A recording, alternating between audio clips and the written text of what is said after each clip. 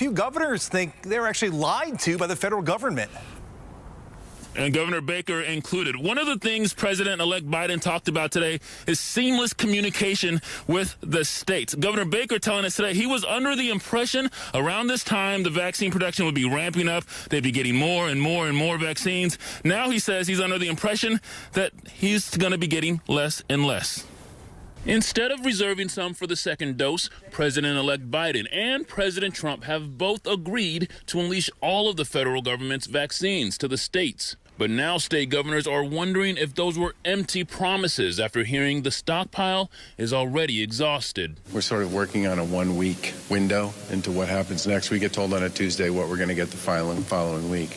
And the basic message from the federal government has been, well, we don't think you'll get any less, but there really hasn't been anything about any more. Governor Baker not the only one confused. Oregon's governor tweeted she received disturbing news from General Perna of Operation Warp Speed that states will not be receiving increased shipments of vaccines from the national stockpile next week because there is no federal reserve of doses.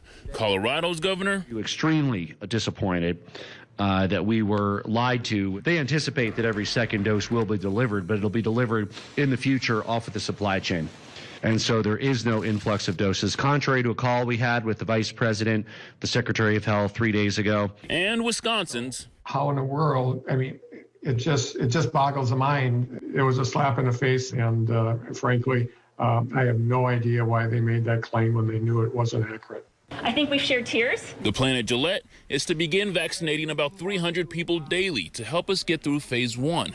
But Governor Baker says without clarity from the feds, all of this planning is impossible. We have 660,000 people in phase 1. We've only received roughly 400,000 vaccine shots to begin with. Those 660,000 all need to get vaccinated twice.